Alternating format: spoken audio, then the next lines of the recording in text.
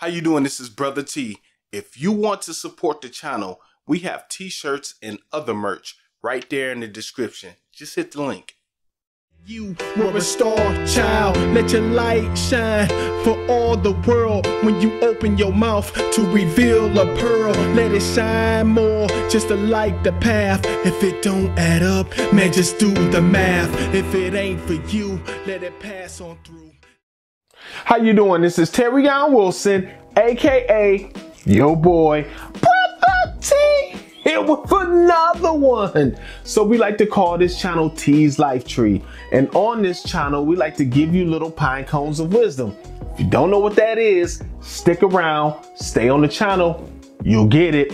So today we got a good one, but before we get into it, I need you to like and subscribe, because when you like and subscribe, we can continue to give you those pine cones of wisdom. Today, we're going to talk about Kwame Brown. Man, he is everywhere, and he bubbled up from underneath the surface, man. He crawled from under a rock, obviously. So we're going to talk about the Kwame Brown situation and all this stuff that has transpired over the last few weeks or so. So first of all, I'm going to just go over who Kwame Brown is for those that aren't as aware of who he is. Okay, so Kwame Brown is a basketball player who played in the NBA for seasons, over a decade actually. And Kwame Brown was drafted in 2001, #1 overall out of high school. Now that has significance. There's only been I think not even, or a little bit over 40 players that have ever been drafted out of high school. Most of them weren't any good, by the way. Of course, some of the ones that very well, Kobe Bryant, a few more, LeBron James, there were a few that were pretty good, I guess. Just kidding. All right, so Kwame Brown drafted #1 overall by the Washington Wizards. Now, why is that significant to the story? Because part of the story is because Kwame Brown never really materialized as a #1 pick in the NBA. Usually when you're a #1 pick in the NBA, for those that don't follow the NBA, you're expected to be a superstar. Okay, usually a team won't pick you #1 overall unless they have that expectation of you, eventually at least. So Kwame Brown never really materialized. There were way bigger busts, in my opinion, even recently, right? Because he played 10 years. Like, there were players that got drafted #1 overall that never lasted more than 2 or 3 seasons. This is a fact. So why would he be on the list with them? Doesn't make sense. Allegedly, right? Michael Jordan didn't want him. Allegedly, the owner wanted him. So the owner got his way. Michael Jordan didn't like it. So allegedly, Michael Jordan mistreated Kwame on purpose. There are stories that the coach mistreated Kwame. Some of his former players said that the coach would blame Kwame for the team not operating efficiently to cover up for Mike, and that might be true, that might not. I tend to believe the story of the ex-teammate, because Kwame also has told the same story. Okay, now where's all this leading up to? It's leading up to the last few weeks. So on a podcast called All the Smoke, 2 former basketball players, Matt Barnes and Stephen Jackson, who was a former teammate of Kwame Brown's at one of the spots, I believe Charlotte, maybe, there was a little bit of a joke, because they were talking about a trade, and Kwame was involved in a blockbuster trade that got I believe Paul Gasol came to the Lakers, and Kwame, I think, was playing for the Lakers, and he got traded in that deal. And so they made a joke implying that he really didn't mean anything in the trade. Like, they almost didn't even forgot he even got traded. They made a little joke. It was lame, but that's what they did. So when they did that, Kwame responded. Now, keep in mind, Kwame's been out of the game since like 2013. I might be wrong on the year, but he was in the league between 10 and 12 years. Didn't say anything. Never heard Kwame. I never heard Kwame speak. Now, I used to be a big NBA guy, and I never heard Kwame's voice before. He even played for my beloved Pistons at one time, and I still didn't know what Kwame Brown sounded like on my. So when I heard his voice, I was like, oh, okay. So that's what he sounds like, you know? And why am I saying that? I'm saying that to say Kwame has never responded to all the stuff that has been talked about regarding him all these years. He's never responded publicly. So for some reason, this got under his skin, and he came out on this podcast and he blasted, you know, Matt Barnes and Steven Jackson. And he gave him the business. Boy, go back and find those, you know, podcasts or you know, YouTube videos. I mean, wow, he went in. Steven Jackson eventually, you know, they had some back and forth, some IG threats both ways, and Steven Jackson, you know, eventually apologized. It was kind of a weird apology. He said he was only apologizing because he was an ex-teammate of his. That's weird, but okay, Steven Jackson, give a real apology, bro. But we'll let that go. We'll let that slide. Okay, so that's one. Charlemagne comes out of the blue. Charlemagne starts talking about that situation, you know, between Kwame and Steven Jackson and Matt Barnes. Kwame going in. Charlemagne is like, man, y'all better leave him alone. And you start going off and talking about Kwame's family history. Now, you know, allegedly, no, I guess it's not allegedly, but he has street people in the family, right? So Charlemagne started to expose that and put that on Kwame, which is not right. You can't do that. Charlemagne eventually did apologize. Okay, and he said he shouldn't have went there with it, which I agree. You're a big man for that. That was a real apology, Steven. So where am I going with this? I'm going to the next person. And the next person is Stephen A. Smith. Now, what's the significance between Stephen A. Smith and those other guys? I'll tell you in a second. So Stephen A. Smith, from the beginning, has been riding Kwame, calling him this, calling him a scrub, calling him this, calling him that, mispronouncing his name. He doesn't even call him Kwame. He calls him Kwame, which is not his name. Disrespectful. All for the name of good TV, I guess, right? Not a big fan of these sports reporters and people like that mispronouncing people's names on purpose, and especially if they're trying to if they're a male athlete and they're trying to make them sound feminine, or vice versa. They have a female athlete and they're trying to make her sound masculine, and so on and so forth. Not a big fan of that, because that has nothing to do with their play on the field. So, you know, Stephen A. Smith has been to college graduations talking about Kwame Brown. Has nothing to do with basketball. We've seen many tapes of him talking about Kwame Brown. Every time he wants to talk about anything, it just ends up with Kwame Brown, or as he calls him, Kwame.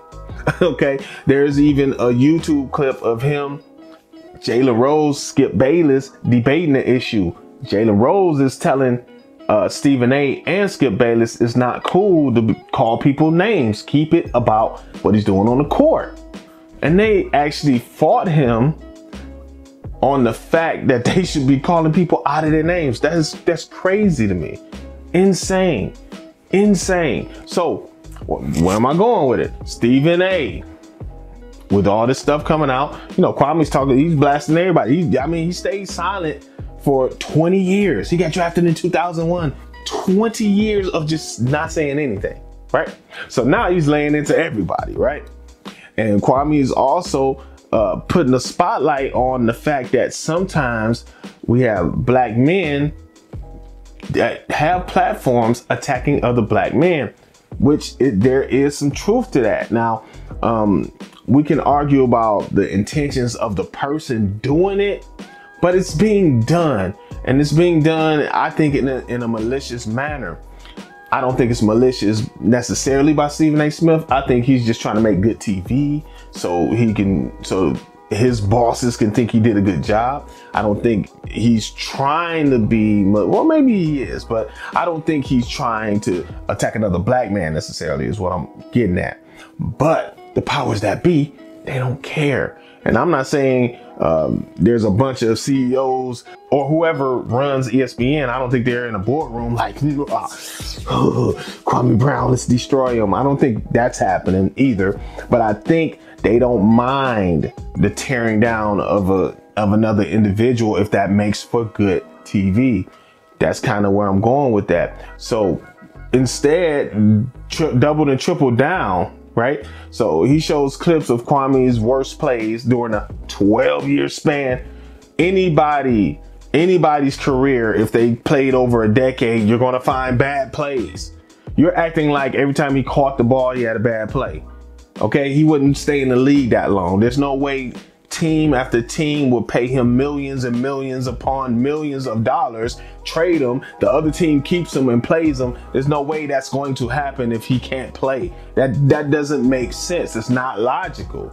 You can try to argue with me, you know, and you can try to say that he stayed around because he was 7 feet. You know how many 7 feet basketball players or near 7 feet basketball players are not in the NBA that can actually play? And they existed back then too. Some of them were in Europe because they couldn't make the NBA. So, you know, all of your arguments just fall down. It's apparent that you got something personal against him. If you didn't, you wouldn't mispronounce his name. So Stephen A. Smith, what sets him apart from the other guys, the Stephen Jacksons and the Charlemagne's, is that he's not even trying to apologize and he knows he's wrong. And therein lies part of the problem with you, Stephen A. Smith, is that we, even as a community, even the black community, we see you as a black man, a brother, whatever you want to say, but you talk against us. You push back so much. And, you know, we don't feel like you're with us. I'm not saying that you're not with us, but we feel like you're not with us. I don't even like to use the word feel a lot. I like to be more logical in what I'm thinking. But we can go that route too. So check out Kwame Brown's podcast. I think it's called Bust Life or something like that. He's really capitalizing on people picking on him. I love it. I hope he gets 1 million subs out of it. I hope he makes a bunch of money, a bunch of more money. You know what I mean? On top of those millions he made at the NBA, because you deserve it, bro. They picking on you. We all see it. We all see it. They're doing it on purpose. They're using their platforms to tear down one person or two people. There's been plenty of busts in the NBA. The Detroit Pistons drafted Darko Milicic #2. You hardly hear his name. He was a way worse player than Kwame Brown. It's not even close. Not even close. He would get in the game when the Pistons were up 40, and if he made a mistake and hit a basket, the crowd would go crazy, okay? You know what I mean? Kwame was never that, okay? So to spend 20 years talking about the man, 20 years, you would, all the players that went in and out of the NBA, all of the players that were actually worse than Kwame Brown, there were players that were drafted #1 overall recently that didn't stay in the league but a few years, okay? I think Cleveland had one, the Anthony Bennett guy, and I'm not dogging you, Anthony Bennett. I'm just saying it's facts that you didn't have the career of Kwame Brown. So why are they picking on him? It doesn't make sense. Doesn't make sense. So I'll leave it there. Just follow the madness, if you will. Follow Kwame, man. Hit the subscribe button. I want the brother to get paid off of this, honestly, because we already know Stephen A is getting paid, right? What is he getting paid for is the problem. I don't know. So we also know that Matt Barnes and Steven Jackson, they're doing okay too. And I don't hate those brothers either. But I mean, we gotta watch that whole making fun of people thing, because honestly, and this is no diss to them, and this is not a threat to them. You know, I'm harmless.